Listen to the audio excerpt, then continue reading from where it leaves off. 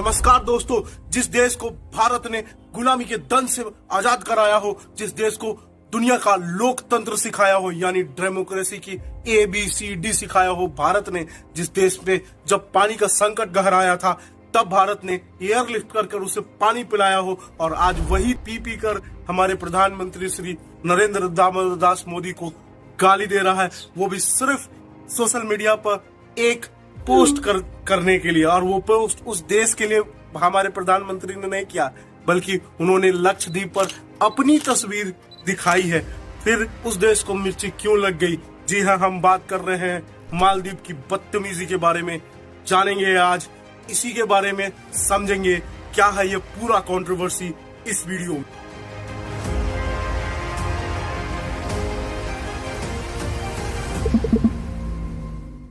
हालांकि अभी तक आपने ये मुद्दे को कई अलग अलग YouTube चैनल पर देख भी लिया होगा और थोड़ा बहुत समझ भी लिया होगा, लेकिन हम इस प्रॉब्लम की गहराई तक जाएंगे और जानेंगे ये मुद्दा स्टार्ट कहां से हुआ।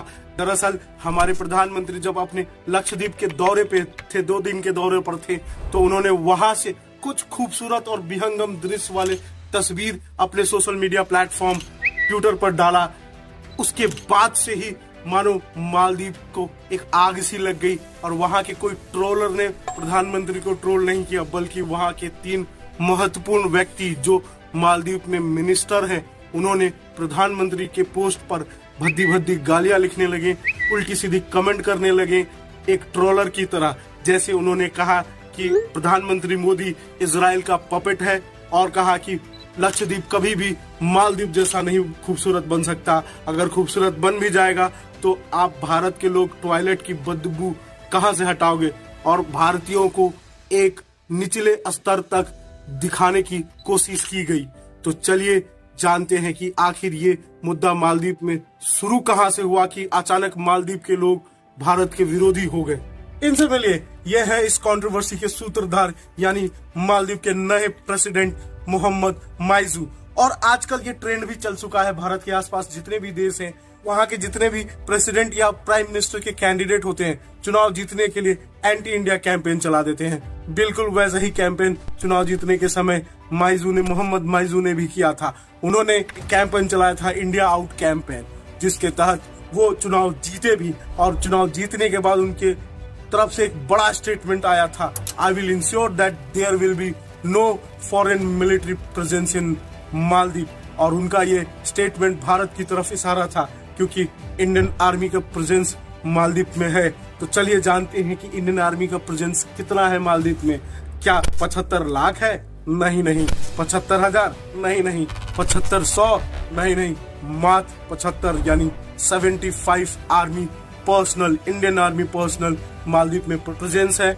और वो क्यों वहां मौजूद है जानेंगे, लेकिन उससे पहले जानेंगे कि क्या मालदीव के जितने भी नेता हैं वो भारत के खिलाफ शुरू से है, या फिर कहानी सिर्फ इसी प्रेसिडेंट के पर आके रुक जाती है, या इसी पार्टी के ऊपर आके रुक जाती है जो पार्टी अभी मालदीव में सरकार चला रही है। अब जरा मालदीव के इतिहास के पन्नों में झांक कर देखिए तो आपको एक तारीख मिलेगी, 3 नवंबर 1988।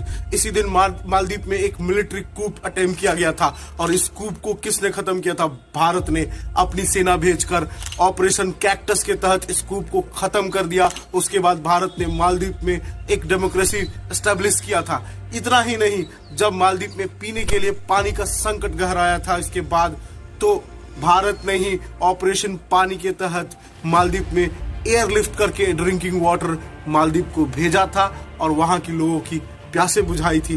फिर भी आज वो पानी पी कर हमें गाली दे रहे हैं। इतना ही नहीं, अभी हाल ही के दिनों में जब पूरी दुनिया पे कोविड का संकट गहराया था, तो हमने आपके सिटीजन को वुहान चाइना से, जो अभी आपका मित्र है चाइना, उस वक्त तो उसने हाथ खड़े कर लिए थे, लेकिन हमने आपके सिटीजन को चाइना के वुहान से निकालने में मदद की थी। उसके बाद आपके देश में मौत इतनी तेजी से हो रही थी कि लास्ट में हमें ही को आना पड़ा आपकी मदद करने के लिए।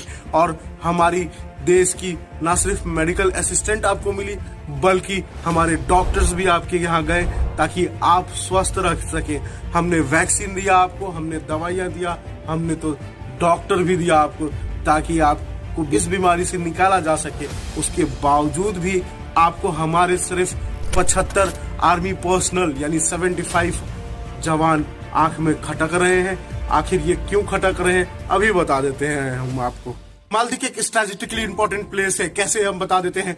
दुनिया भर की अगर रिपोर्ट की माने, मीडिया रिपोर्ट की, तो मालदीव के आसपास ऐसे ऐसे मिनरल्स मिले हैं जो अगर एक्सट्रैक्ट हो गए तो दुनिया भर की इलेक्ट्रिक कार की बैटरियों का प्रॉब्लम सॉल्व। इसीलिए तो चाइना अपना आंख गड़ाए बैठा हुआ है मालदीव पर। इसी वजह से हमने मालदीव को 2 LCH हेलीकॉप्टर और 1 डोमिनार एरोप्लेन दिया है, ताकि मालदीव अपने बॉर्डर के आसपास सर्विलांस कर सके, ताकि कोई अवैध घुसपैठ मालदीव में ना हो सके। इसी हेलीकॉप्टर और एरोप्लेन की ट्रेनिंग देने के लिए हमारे एयरफोर्स के कुछ जवान मालदीव में मौजूद है।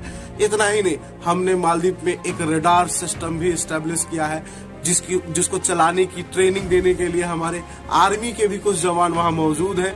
तो ये हमारे 75 जवान हैं, वो आपको ट्रेनिंग दे रहे हैं, ना कि कोई जंग छेड़ रहे हैं। और आपको ये 75 जवान अगर खटक रहे हैं तो आपके ही करंट राष्ट्रपति ने हमारे मोदी जी से आग्रह करने के बाद हमारे वीडियो बनाने तक या तो वो जवान वापस हो चुके होंगे या होने वाले हैं, क्योंकि मोदी जी ने उन जवानों को वापस लेने का फैसला कर लिया है। और जो मालदीव के नए राष्ट्रपति हैं जो चाइना में जाके बैठे हुए हैं, तो चाइना का क्या रंग है आपको जल्द ही पता चल जाएगा। इसी तरह कुछ श्रीलंका के एक राष्ट्रपति ने किया था और आज श्रीलंका का हाल पूरी दुनिया देख रही है। चाइना उसे भिखमंगा बना के छोड़ दी है। बहरहाल ये आपका डिसीजन है मालदीव के राष्ट्रपति जी, हमारा क्या। हम तो बस अब इस वीडियो में इतना ही आपसे कह सकते हैं कि आप सोच समझ कर डिसीजन लीजिए। आज के लिए इतना ही, चलता हूँ, नमस्कार, टाटा बाय बाय, सबा खैर। लेकिन जाने से पहले अगर ये वीडियो अच्छा लगा हो तो लाइक कीजिएगा, और दूसरों का ज्ञान इस वीडियो से बढ़ाना हो तो शेयर भी कर दीजिएगा, सब्सक्राइब करते रहिएगा। चलता हूँ, जय हिंद।